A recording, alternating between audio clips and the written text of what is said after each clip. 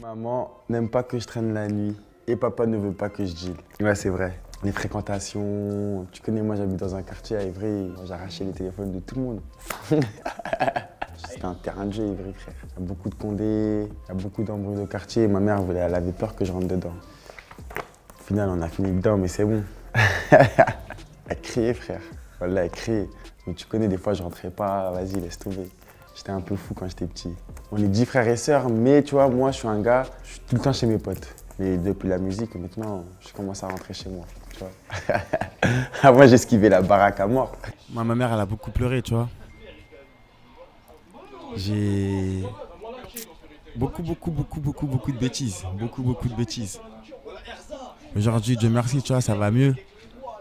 Elle vit mieux, tu vois, elle travaille plus, elle est là, elle est chez moi, elle est tranquille. C'est grâce à Dieu. C'est grâce à Dieu, frérot. Tu connais les blocs quand t'as 16-17 ans, frère, ils ont une histoire dans ta vie après. Tu peux pas les enlever comme ça, les blocs de 10 à 17 ans, 18 ans, tu vois, où tu traînes là, tu sors, j'habite là, on dit, j'habite là, on sort, on descend, on se rejoint ici.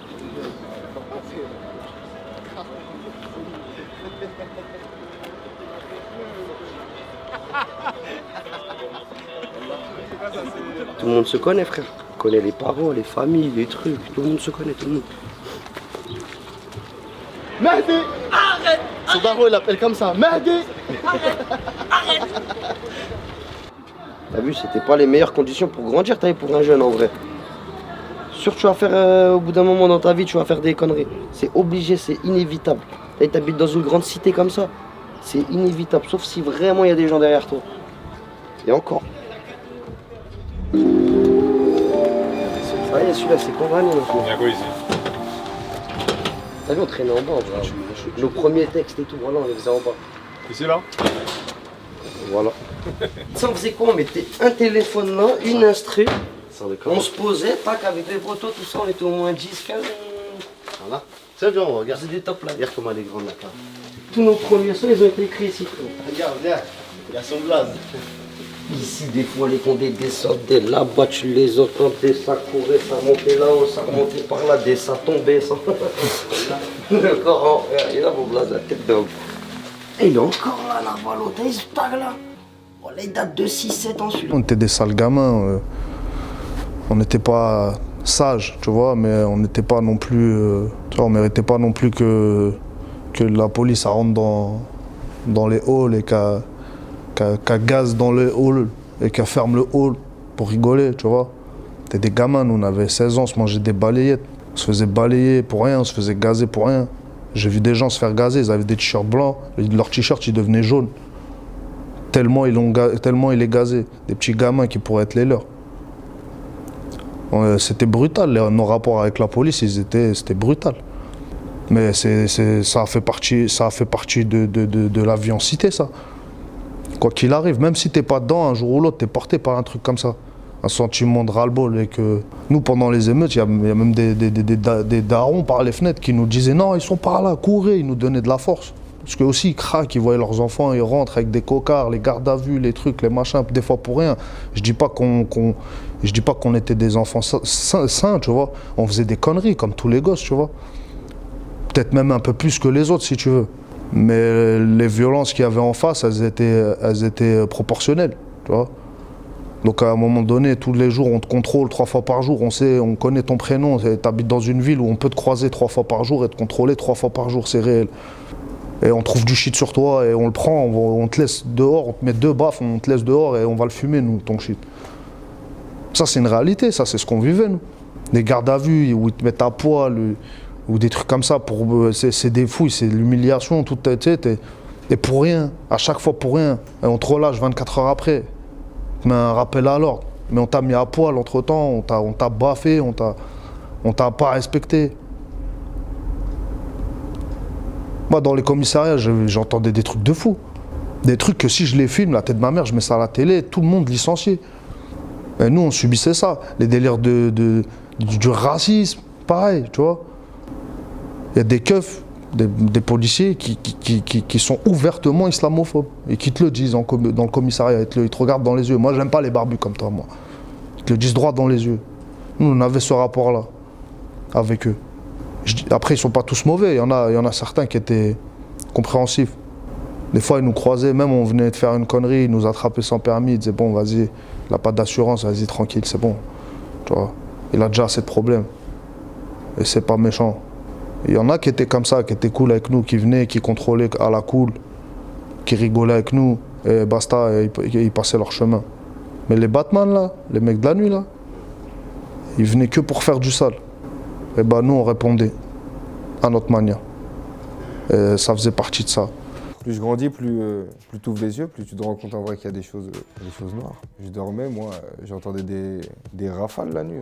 Wesh. J'avais peur, moi, j'étais petit. Pour moi, c'est pas normal. Wesh. C'est les States, c'est Brooklyn, c'est quoi. Disons que maintenant, je pense que ça s'est un peu calmé. Je pense que c'est un peu plus la paix à ce rang. Bon, il y a toujours, je connais, il y aura toujours de la vente et tout. J'espère qu'il y en aura toujours, carrément. Je connais. Sinon, on ira à Aulnay, la ville d'à côté. Et je pense que ça s'est calmé. Hein. Ça s'est calmé. Avant, c'était vraiment plus sombre. Avant, il y avait des camtars de keufs à la cité. Pour rentrer dans la cité, il fallait ta case d'identité. Wallah, il y avait des camtars. T'as vu comme à Port de la Chapelle là? Il y a des voitures à son là H24. Bah avant la cité c'était comme ça. 2006, 2007. Donc, quand tu croises des policiers comme ça peut se confronter au point de dire bah viens maintenant. Bien sûr. Mais plusieurs fois, pas que moi. La plupart des mecs de Masté, on a tous proposé un tête-à-tête à un keuf. Il y en a, ils ont accepté, il y en a, ils ont refusé. Ils sont remontés dans leur camion comme des petites poulettes. Tu connais. Et si, alors ça c'est une vraie question de curiosité, si un flic perd un tête-à-tête, qu'est-ce qui se passe? Si c'est déjà arrivé du coup, t'as déjà été témoin de ce genre de truc? Ouais, j'ai déjà été témoin de tête-à-tête perdu d'un keuf. Puis il fait quoi? Ça se tient en mode ouais, bien. Jamais de la France. Jamais de la France. Jamais de la France. C'est pas à la régulière. Ah non, c'est pas à la régulière. Moi, j'ai été gagnant d'une bagarre contre un policier. J'ai couru chez moi, gars. J'ai couru chez moi pendant 3 jours. Je sortais pas de chez moi. T'es pas en guerre avec des mecs de cité. T'es en guerre avec des gens. Ils t'attrapent. Ils vont te mettre dans Starfall. C'est noir. Bon, maintenant t'es éloigné de ce genre d'histoire. Ah, ça termine toujours mal de toute façon pour. Bah oui, je suis éloigné, mais ça termine toujours mal pour les civils. Si un civil il s'embrouille avec un keuf, qui gagne ou qui perd, il a gagné. Ça veut dire il gagne, t'es en sang, tu peux rien faire. Et porter plainte, ça va jamais passer. Il perd, il va porter plainte, c'est toi tu vas y passer très vite là. Tu vois. C'est 2 poids 2 mesures. Justement, même en écoutant tes morceaux, je me suis rendu compte que ce quotidien était aussi parfois un peu violent. Bah ouais. Tu sais, il y a des histoires tout le temps. Et voilà, et nous on était tout le temps dans les salades de notre ville, parce que tout le monde se connaît, donc forcément, s'il y a un mec de la ville, il a une salade, c'est sûr qu'il va y avoir des répercussions, parce que au final, c'est peut-être l'ami d'un autre qui est l'ennemi de l'autre, enfin, tu vois, ça a toujours été comme ça. Mais ouais, ça nous plaisait, en vrai. C'est con, hein. Les bagarres, ça te plaisait?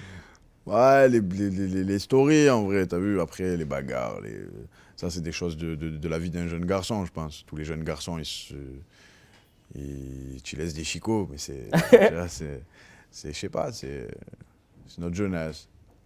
Il faut que jeunesse se passe, on dit, je crois. Ouais, c'est ça, bah, voilà. jeunesse se passe. Ouais. Et jeunesse est tellement passée, il y a une citation dans Aga dont j'aimerais parler, tu dis quand même, je me suis fait lamer dans le ventre, j'étais censé être au lycée. Ouais. Ça allait un peu loin.